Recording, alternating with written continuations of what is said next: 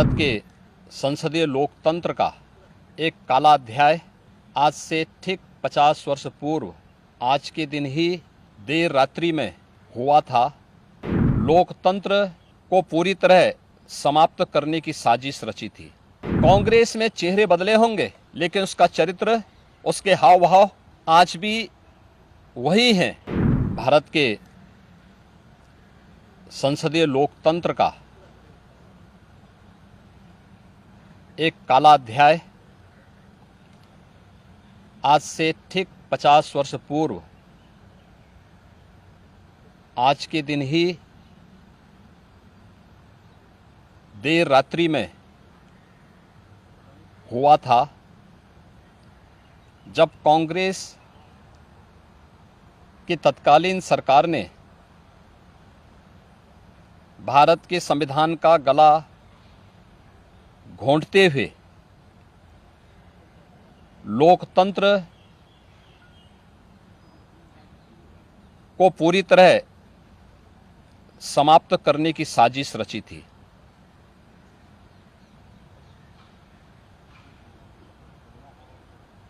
पच्चीस जून 1975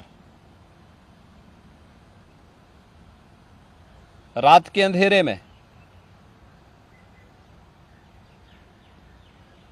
श्रीमती इंदिरा गांधी जी के नेतृत्व में कांग्रेस की सरकार ने कैसे भारत के लोकतंत्र को नष्ट करने का प्रयास किया था। उस समय के सभी विपक्षी दलों के नेताओं को, उसमें से अटल बिहारी वाजपेयी जी, से मोरारजी देसाई जी, श्री जयप्रकाश नारायण जी, श्री लाल कृष्ण आडवाणी जी और विपक्ष के सभी नेताओं को बंद करके लोकतंत्र के गले को पूरी तरह घोंटने का प्रयास किया था। आज जब 50 वर्ष के उपरांत हम इमरजेंसी की उन यादों को स्मरण करते हैं, तो स्वाभाविक रूप से कांग्रेस में चेहरे बदले होंगे, लेकिन उसका चरित्र, उसके हाव भाव आज भी वही हैं जो 1975 में एक बर्बर चेहरा उस समय में कांग्रेस पार्टी का देखने को मिला था।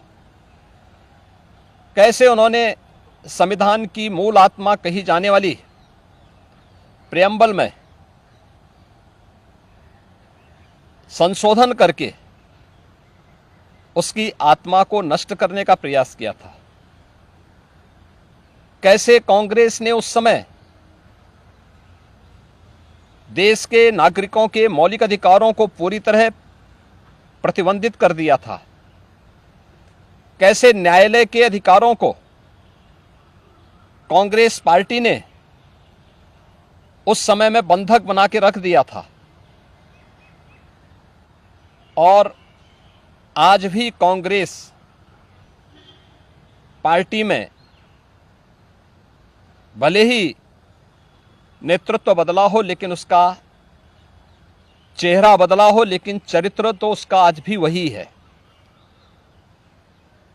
ये लोकतंत्र की दुहाई देते हैं, लेकिन भारत के बाहर जाकर के भारत के लोकतंत्र को कटघरे में खड़ा करते हैं।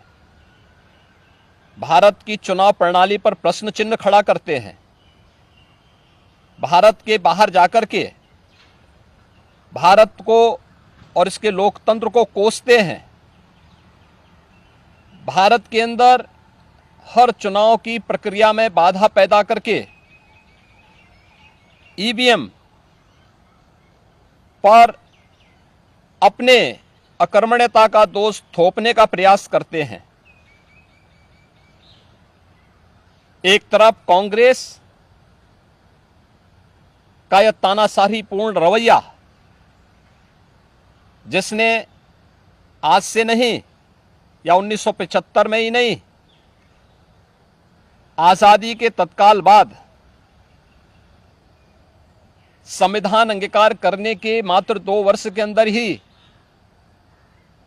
देश के संविधान में संशोधन करके धारा 370 को उसमें जबरन डाल करके देश के अंदर देश की अखंडता को चुनौती देने वाली धारा 370 को डालने का प्रयास किया था। इसके उपरांत भी समय समय पर कभी मीडिया पे को प्रतिबंधित करके, कभी अन्य तरीके से प्रत्यक्ष और अप्रत्यक्ष रूप से लोकतंत्र के सभी स्तंभों को कमजोर करने का प्रयास किया था। 1975, 25 जनवरी 1975 उसकी पराकाष्ठा के रूप में इस देश ने और दुनिया ने देखा था। 1975 की इमरजेंसी की घटना की 50 वर्ष पूरे हो रहे हैं। 1975 में देश के लोकतंत्र को बचाने के लिए, संविधान को फिर से बहाल करने के लिए, नागरिक अधिकारों की रक्षा करने के लिए जिन लोगों ने जेल की यातनाओं को सहा था, जिन लोगों ने उस कालखंड में लोकतंत्र के लिए अपना सर्वस्व न्यौछावर करने का कार्य किया था, हमें आश्चर्य होता है कि उनकी वर्तमान पीढ़ी उसी कांग्रेस की गोद में बैठ करके देश को फिर से कांग्रेस की तानाशाही और लोकतंत्र विरोधी, संविधान विरोधी तंग दायरे की ओर धकेलने का कुत्सित प्रयास कर रही है। कांग्रेस आज भी उसी रास्ते पर चल रही है और उसी का परिणाम है।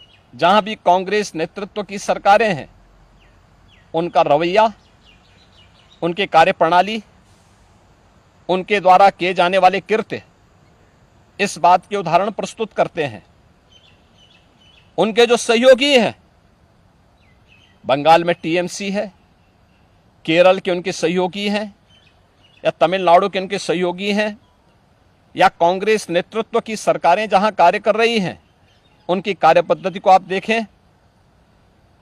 जो लोग जनता को गुमराह करके संविधान के नाम पर संसद की कार्रवाई को बाधित करने का प्रयास कर रहे हैं, वे लोग कभी अपने गिरेबान में भी झांक के देखें। क्या उन्होंने सही मायने में संविधान का पालन किया था? क्या यह सच नहीं कि देश की संसद में कांग्रेस के एक वरिष्ठ नेता ने वहां पर जिस प्रकार का आचरण किया था, एक बिल को संसद के फ्लोर पर ही किस तरीके से अपमानित करने का काम किया था, वहां फाड़ने का काम किया था, ये क्या किसी से छुपा हुआ है? या अन्य अनेक ऐसे कृत्य जिसने लोकतंत्र को कमजोर किया है और लगातार देश के लोकतंत्र को कमजोर कर रही है, ये सभी कांग्रेस के वे कृत्य हैं जिसके लिए कांग्रेस को यह देश कभी माफ नहीं करेगा। कांग्रेस पार्टी को और कांग्रेस की इस तानाशाही में प्रत्यक्ष और अप्रत्यक्ष रूप से सहभागी बने उन सभी राजनीतिक दलों को भी, जिनका उदय ही देश के अंदर कांग्रेस के खिलाफ लोकतंत्र को बचाने के लिए हुआ था, आज वे कांग्रेस की गोदी में बैठ करके जिस तरीके का आचरण कर रहे हैं, यह देश और इस देश की जनता उसे किसी भी स्थिति में स्वीकार नहीं करेगी। कांग्रेस को और कांग्रेस के इन सभी सहयोगियों को जिन्होंने लोकतंत्र को कमजोर किया है, संविधान के प्रावधानों को समय समय पर मानने से इनकार किया है, इसके लिए आज इमरजेंसी की 50 वर्ष पूरे होने पर इन्हें देश की जनता से माफी मांगनी चाहिए अपने इस कृत्य के लिए और अपने न केवल चेहरे को बल्कि चरित्र को देश के संसदीय लोकतंत्र के अनुरूप ले जाने के लिए अपने आप को तैयार करना चाहिए।